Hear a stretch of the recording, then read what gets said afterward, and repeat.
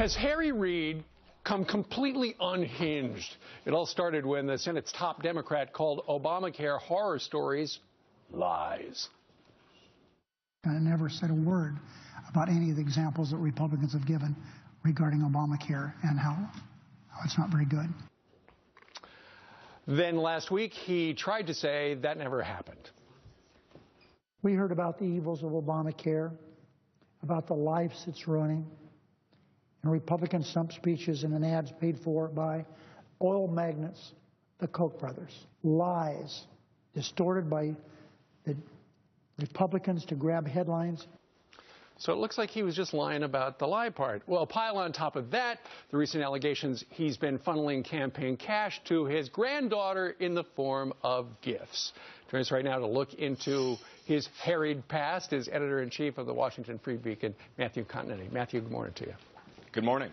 Yeah, $31,000 to his granddaughter. That would be a problem for most people. It would.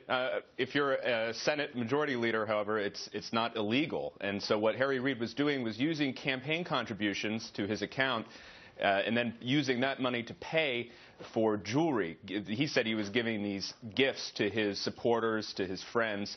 But the beneficiary of this money was his granddaughter. Sure. So it's nice to have Harry Reid as a grandfather. No kidding. And we've got a detail of the amount spent, 11,000 holiday gifts in 2013, 5,000 more in 2013, 17,000 total. What's interesting is, while Harry Reid's people say, you know, he didn't do anything wrong, well, then why is he giving the money back?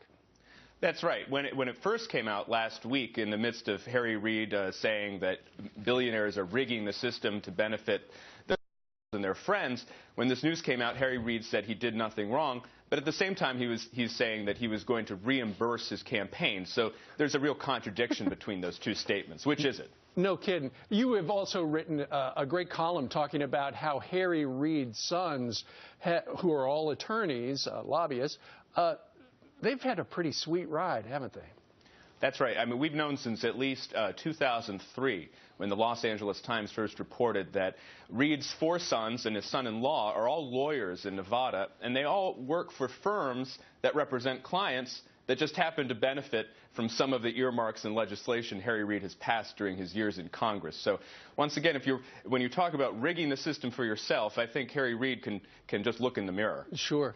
And then we just played the soundbite about how Harry Reid lied about saying that the Republican horror stories, that was lies.